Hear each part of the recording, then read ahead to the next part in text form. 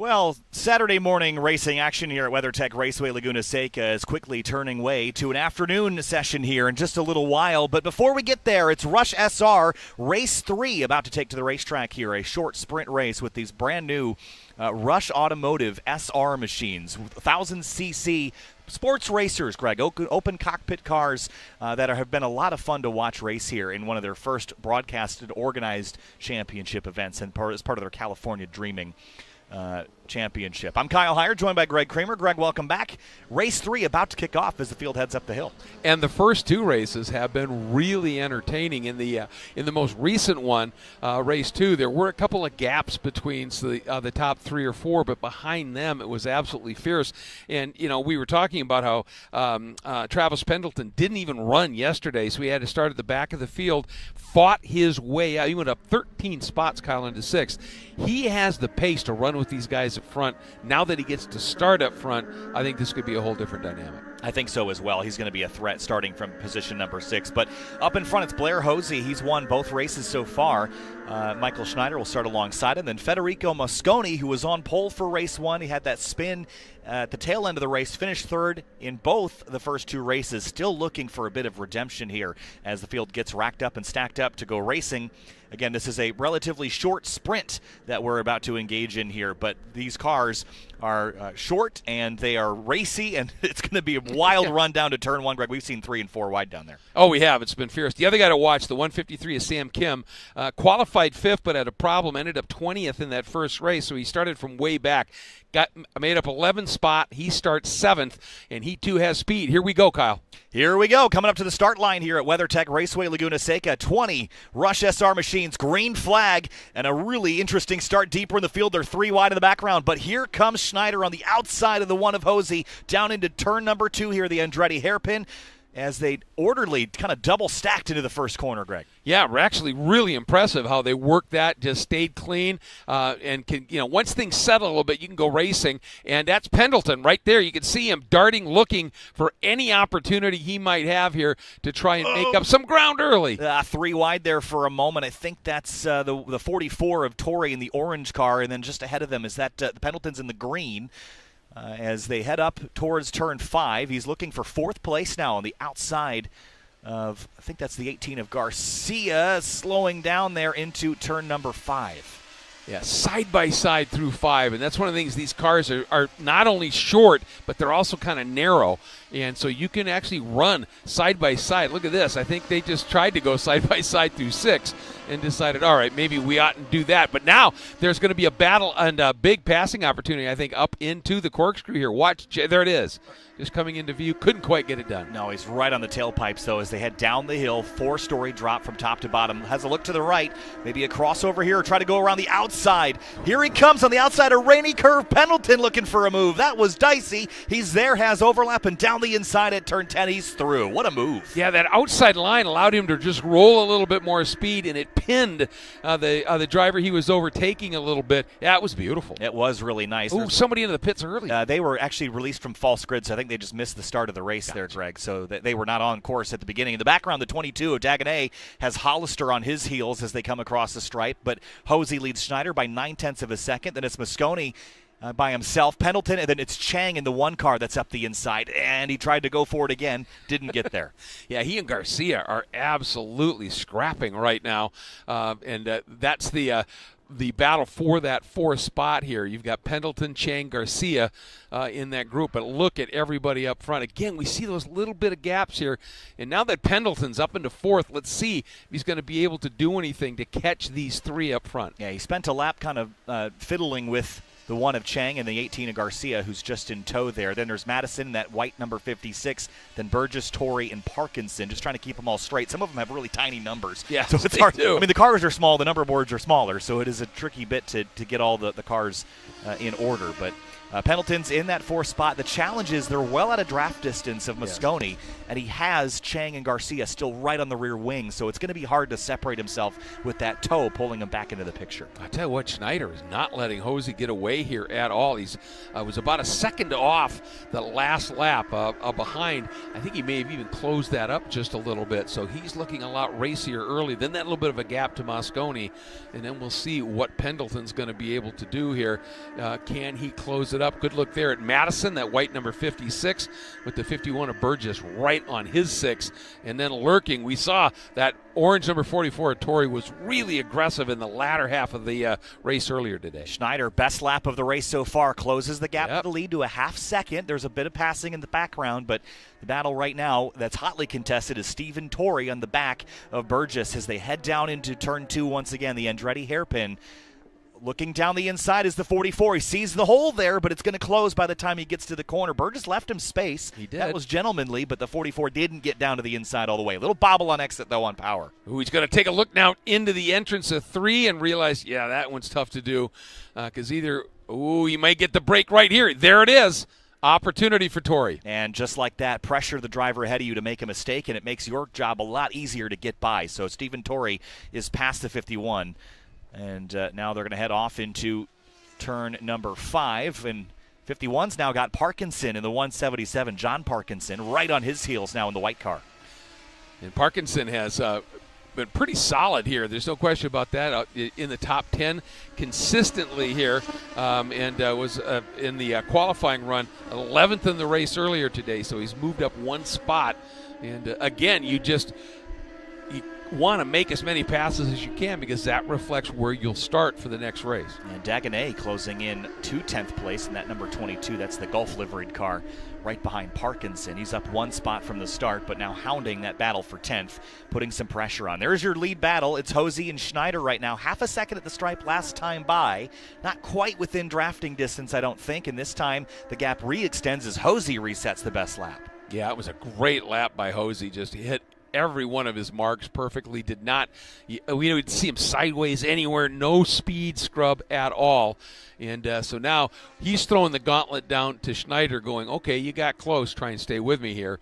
And we'll have to see whether Schneider's up for that. The two of them right now are really in a class of their own, aren't they? And they were like this in the first race of the day, race 2 as well. They just set sail, lit the afterburners, and were gone. Madison, I think, was getting some pressure from Torrey on the run down to turn 4. There was a lot of green lighting up on the ticker, Greg. These Rush SR machines continue to get faster throughout the race. Again, it takes a little bit of time to get the tires up to temp because they're so lightweight. So they'll be good later in the race. There's that battle I was talking about. There's Torrey in the 44, the orange car on the back of Madison in the 56. Yeah, once he got around Burgess, he was able to quickly run down Madison. And Torrey's got some pace. And he's not that far up in front if he can get through on Madison to get to Garcia. Chang, another story, about 4 seconds up the road if he can get through on Garcia, so to make it top 5. But this is all part and parcel of it. This is such a new concept series, and there's lots of regional series that, pretty much there's a Florida series, a Texas series, there's one out in Colorado, and there are all these regional racing series, and then there was, as you pointed out, the California Dream Invitational, where, come on, let's see, let's everybody together. Right, and I think it's interesting a lot of times because if you don't have enough of the cars in a region to make up a full grid race, you're going to run in any other track day race group. Right. Compared with, there's a battle here for position between the 56 and 44. Hold that thought for a moment. They're going to drag race here down the front straightaway. The 44 will get in the tow. Let's see what this draft is worth on the run down to the Andretti hairpin. It's worth something. He peels out to the left. Braking duel into turn 2. Yep, now let's see. We saw him angle in a little bit more than the others around him, and Madison just kind of did the same thing, just drove that little wider arc and was able to roll good exit speed, and that's just enough to keep Torrey behind him at this stage. But one thing we know about Torrey, we've seen it, he's relentless. And he forced the 51 into a mistake at the exit of turn 3, and I thought he might repeat the same move on Madison, but Madison kept his cool there and was able to actually put a bit of a gap on him between 3 and 4. In the background, Burgess and Parkinson are very tight nose to tail. Here comes Parkinson up the inside at 5. Not really a great passing opportunity because it kills that run that you need to carry all the way to the corkscrew, but he's going to get there regardless. Just didn't complete the pass. Oh, and up front, you can see Torrey took a look at Madison as well up into 6, which you think 5's a bad place to pass. 6 is not, is worse, really, and they both thought better of it. But as you said, it immediately cost you 2-3 car lengths. Ooh, coming from way back. did not make that move there. It's amazing. If you get the right run through 6, the corkscrew, the entry, you can make a pass there. It's a good overtake area if you're close. There's just so many corners here that flow right into the next one, Yes. that lead onto a straightaway, that into a passing zone. So if you make that pass, you have to make sure that you're going to get it. Otherwise, you're going to be the hunted instead of the hunter. So you have to commit to it, get that pass complete. Otherwise, you might be vulnerable to somebody behind. This battle here for 7th place, though, is pretty fantastic. And the same is true for 9th with Burgess and Parkinson. You know what? Chang in 5th just set his best lap, and he made up some ground on Pendleton. And once again, Torrey, this time closer. I really thought he was just going to stuff it down to the inside, but he got into Madison's head. Madison ran a little wide, and Torrey able to slice through. Now Madison going to try and drive up there, Kyle. Yeah, tried up the inside at 3, but didn't have the run to do it. Torrey's out wide in the marbles there for a moment, had a big lateral slide, kept it straight though, and he'll carry on.